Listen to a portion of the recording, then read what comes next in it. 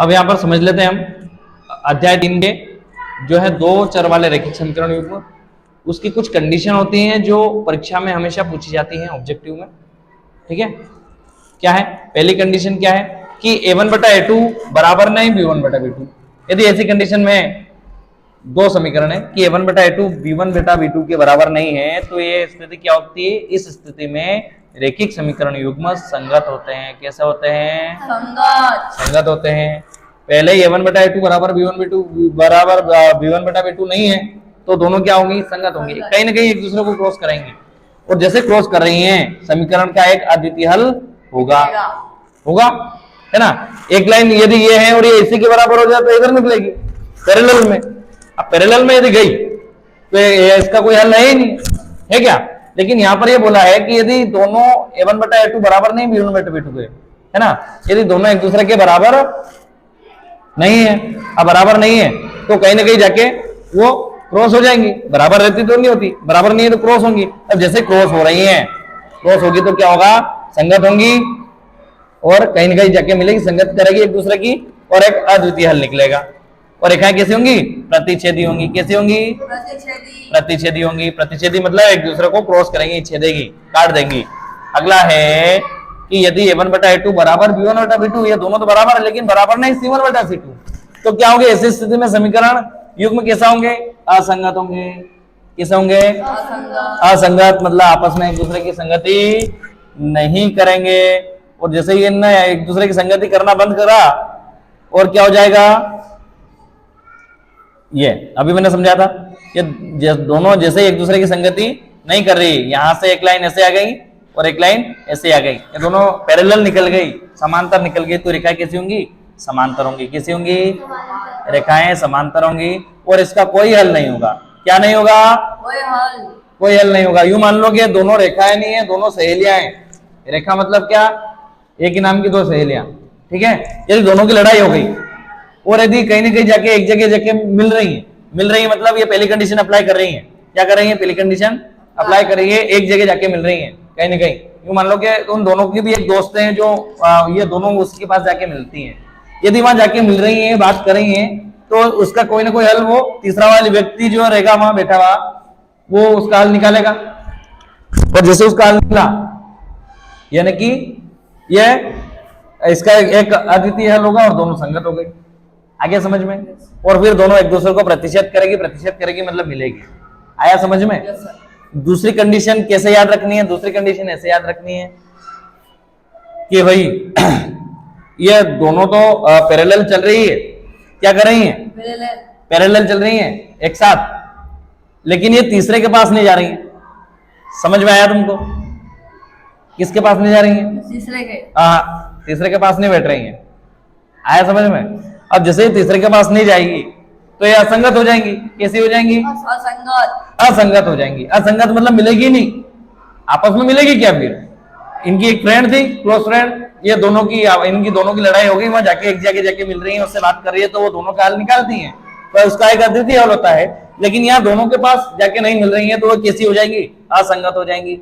आपस में संगत ही नहीं करेंगी। संगत नहीं करेंगे तो समीकरण का कोई हल नहीं होगा। ऐसी चीजों में कोई हल होता है क्या? और फिर दोनों पैरेलल निकल जाएंगी, एक ही क्लास में होते हुए भी आपस में नहीं बोलेंगी। बोलेगी क्या? ये इधर मुंह फुलाए, ये उधर मुंह फुलाए, तो इसकी असंगत और समांतर होती हैं। तीसरी बात हम करें तो a1 बटा a2 बराबर है b1 बटा b2 के, और बराबर c1 बटा b2। ये तीनों आपस में बराबर है। कैसी हैं? बराबर है। तो ये कैसी होंगी? संगत भी होंगी। कैसी होंगी? संगत। आश्रित संगत होगी, ये एक दूसरे के ऊपर आश्रित हो जाएंगी। फिर कैसे हो जाएंगे? ये हुसैन बोल रही है, हुसैन बोल रही है, हुसैन बोल रही है, यानी कि तीनों ये सोचेगी ये पहले बोल रहे, या इससे बुलवा दे, या इससे बुलवा दे, ये आश्रित हो जाएंगे एक दूसरे के ऊपर। संगत होने के लिए आश्रित हो जाएंगी। संगत होने के लिए जब आश्रित होंगी तो क्या हो जाएंगी? तीनों समीकरण के अनंत हल होंगे, फिर ये फिर मिलेंगी। कैसे? यानी कि एक लाइन के ऊपर दूसरी लाइन आ जाएंगी, एक लाइन के ऊपर क्या आ जाएंगी? दूसरी लाइन आ जाएंगी, यानी कि तीनों के अनंत है। ये तीनों बार बार मिलने की कोशिश करेंगी और बार बार मिलेगी, यानी कि फिर कैसे हो जाएंगी? तीनों बराबर है।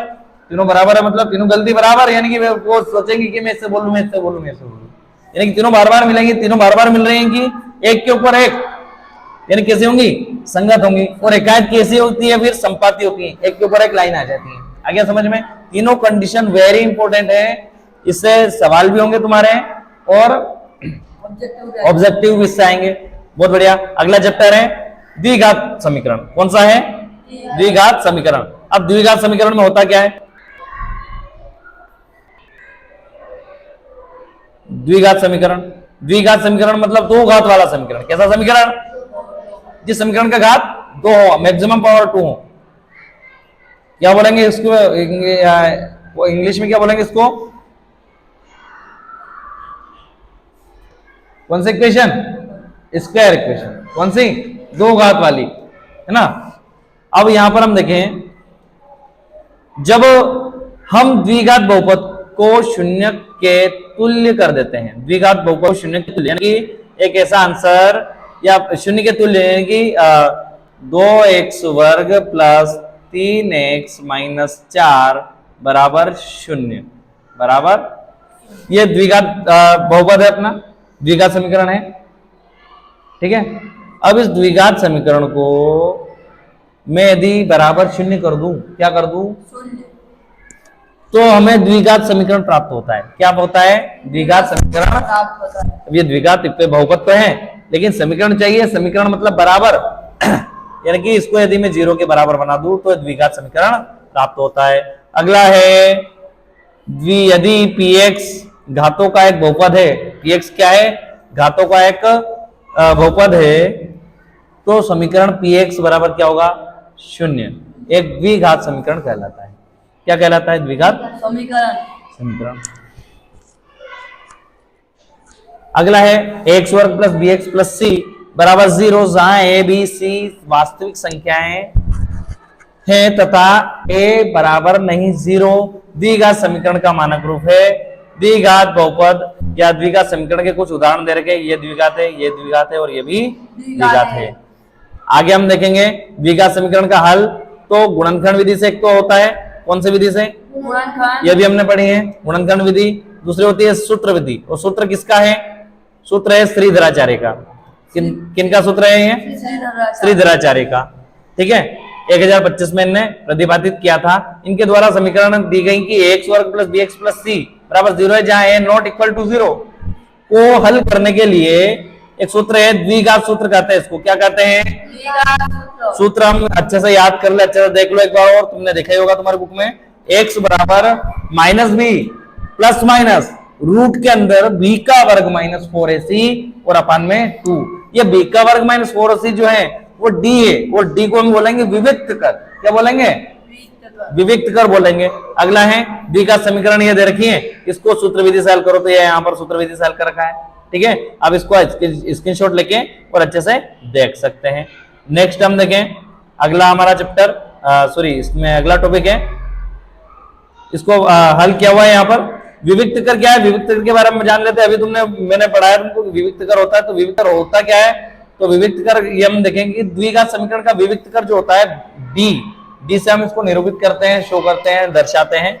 ये होता है बी का वर्ग माइनस 4ac। क्या होता है? बी का वर्ग माइनस 4ac। और एबीसी तुम जानते हो एबीसी क्या है? एक्स वर्ग प्लस बी एक्स प्लस सी, वो वाला एबीसी है ना, उसका गुणांक है।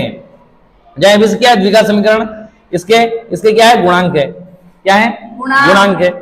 अगला देखें, द्विघात समीकरणों के मूल, द्विघात समीकरणों के मूलों की प्रकृति कैसी होती है? उनके मूल जो होते हैं, आंसर जो आता है वो कैसे होते हैं? यदि बी का वर्ग, यदि डी का मान, किसका मान? डी यानी विविक्त कर का मान यदि 0 से बड़ा है, किससे बड़ा है? 0 से बड़ा है, ये वाला नंबर है ना, 0 छोटा है, ये बड़ा है। यदि बी का वर्ग माइनस 4 से 0 से बड़ा है तो भिन्न कैसे होंगे? वास्तविक मूल वाले होंगे। कैसे भिन्न के मूल कैसे होंगे? वास्तविक, रियल होंगे। यदि बी का वर्ग माइनस 4ac का मान 0 के बराबर है तो मूल भी बराबर होंगे। कैसे होंगे? और वास्तविक होंगे। लेकिन 0 से जैसे ही छोटा हुआ, माइनस में आया डी का मान, 0 से कम मतलब माइनस में। यदि बी वर्ग माइनस 4ac का मान माइनस में आया, माइनस में नेगेटिव यदि आया तो कोई वास्तविक मूल नहीं होंगे। इसके होंगे क्या? इसके कोई वास्तविक मूल नहीं होंगे। वो बड़ा, जिधर मुंह बड़ा रहता है, खुला रहता है, वो बड़ा रहता है। ठीक है। तीर का निशान, छोटे बड़े में कंफ्यूज ना हो, तीर का निशान तुमने देखा होगा महाभारत रामायण वगैरह में, दो योद्धा एक तरफ से युद्ध कर रहा है, एक इस तरफ से युद्ध कर रहा है। अब जो ज्यादा ताकतवर होगा, ज्यादा बड़ा होगा, उसका तीर तो रहेगा लेकिन सामने वाले का तीर गायब हो जाता है, ऐसा करके। आया समझ में? और तीर किसको लगता है? तीर लगता है सामने वाले को, जो छोटा होता है, जिसकी शक्तियां कम होती हैं। अब वैसे ही इसमें है, वैसे ही इसमें है कि इसमें छोटा कौन, इसमें बड़ा कौन है? 0। छोटा ये नंबर, छोटे को तीर लग रहा है। तीर समझ जाओगे ना, छोटा बड़ा का चिन्ह, छोटे वाले को तीर लगाना है। अब यहाँ देखिए द्विघात समीकरण दे रखा है, इसका वियुक्त कर याद कीजिए, तो वियुक्त कर याद करके बताया हुआ है। ठीक है, अगला चैप्टर हमारा समांतर श्रेणियां। क्या है? समांतर श्रेणियां। समांतर श्रेणियां जो होती हैं, समांतर श्रेणियां हमने बहुत अच्छे से पढ़ा है। इसमें ये वाला क्वेश्चन जो है, जैसे एक भुट्टे पर दाने की संख्या यदि हम देखते हैं, और ये क्या है? समांतर क्रम है, एक तरह से सीरीज होती है ना। जिस लाइन में एक भुट्टे में या मक्का के दाने की जो लाइनें होती हैं, उसी डिजाइन से दूसरे में होती है, उसी डिजाइन से तीसरे में होती है, चौथे में होती है, पांचवे में होती है। आया समझ में? तो ये विविक्त जो है समांतर श्रेणी होगी हमारी। इसे कुछ क्वेश्चंस भी बने हैं, ये भी आप अच्छे से अर्थमेटिक प्रोग्रेशंस जो होती हैं हमारी, इसमें से आप पढ़ लेना। बहुत सिंपल क्वेश्चन है। यहाँ पर एन का मान ज्ञात करने का सूत्र, ए का मान ज्ञात करने का सूत्र, एन ज्ञात करने का सूत्र, एसएन ज्ञात करना। एसएन ज्ञात करना मतलब क्या? उसका योग ज्ञात करना, पदों का योग। पदों का योग का सूत्र है, पद ज्ञात करने का सूत्र है, पदों का योगफल ज्ञात करने का सूत्र। ये एसएन का फॉर्मूला है, ये आप अच्छे से याद कर लो। एसएन का फॉर्मूला क्या होता है? एसएन का फॉर्मूला होता है, किसी में यदि एन पदों का योग ज्ञात करना है तो n/2 2a प्लस n-1d ये फॉर्मूला होता है। ये एसएन के फॉर्मूले ही हैं। ये फॉर्मूला अलग क्यों आया? एसएन का ये वाला फॉर्मूला अलग क्यों आया जब हमने ये वाला फॉर्मूला पढ़ लिया? यहाँ पर एल मतलब अंतिम पद, लास्ट टर्म दे रखा है, तो ये वाला फॉर्मूला हम डायरेक्ट लगा देंगे। ये इसमें उलझने की जरूरत नहीं पड़ेगी, इससे भी आ जाएगा, लेकिन ये और शॉर्ट फॉर्मूला है। ठीक है, अगला देखें, ये सब फॉर्मूला है समांतर श्रेणी याद करने के। अगला है हमारा चैप्टर 6। अब चैप्टर 6 का नेम क्या है? त्रिभुज, ट्राइंगल, है ना। अब त्रिभुज की भी अवधारणा है। देखो, ऐसी आकृतियां जिनके आकार, शेप जो है समान हो, एक जैसे हो, बराबर, मतलब एक जैसे दिखने चाहिए, उनका माप समान हो या ना हो। यदि एक सर्कल ऐसा है, एक ऐसा है, एक ऐसा है, तीनों एक जैसे ही है, शेप तो एक जैसे ही है, यानी कि ये भी वृत्ताकार है, ये भी वृत्ताकार है, ये भी सर्कल है, ये भी सर्कल, ये भी सर्कल है, तीनों सेम दिख रहे हैं, चाहे उनकी माप अलग अलग हो, चाहे उनका मेजरमेंट अलग अलग हो, रेडियस अलग हो। वो कैसे होंगे? समरूप होंगे। कैसे होंगे? समरूप। इंग्लिश में सिमिलर बोलते हैं। सिमिलर। क्या बोलेंगे? सिमिलर। अगला क्वेश्चन है यहां पर ये वाला कि तीनों वृत्तों को देखो, ये तीनों वृत्त हैं, इनके आकार समान हैं, आकार तो एक जैसे हैं, परंतु जो है इनका माप जो है, इनका माप कैसा है? अलग अलग है। इनका जो माप है, माप मतलब इनका मेजरमेंट, इनकी रेडियस अलग अलग है, एक छोटा एक बड़ा एक और से बड़ा है। तो तीनों कैसे हैं? समरूप नहीं होंगे। कैसे हैं? अतः सॉरी, ये तीनों समरूप तो हैं। कैसे हैं? समरूप है, लेकिन सर्वांगसम नहीं होंगे। कैसे नहीं होंगे? सर्वांगसम। वो बोला कि यदि तीनों एक जैसे दिख रहे हैं तो वो समरूप है। अगला देखें कि यदि एक क्षेत्रफल, एक वृत्त ये है, इसका क्षेत्रफल इतना है, दूसरा ये वर्ग का क्षेत्रफल है और ये आयत का क्षेत्रफल है, दोनों का क्षेत्रफल बराबर है। उक्त दोनों स्थितियों में, दोनों आकृतियों में क्या होगा? क्षेत्रफल समान है, परंतु आकार अलग अलग है। एरिया तो सेम आ रहा है, लेकिन इनके आकार, इनका शेप अलग अलग है। अतः एक वर्ग है, एक आयत है, तो समरूप आकृतियां नहीं होंगी। कैसी नहीं होंगी? समरूप नहीं होंगी। ये समरूप ही नहीं है, सिमिलर दिख रहे क्या? एक जैसे दिख रहे।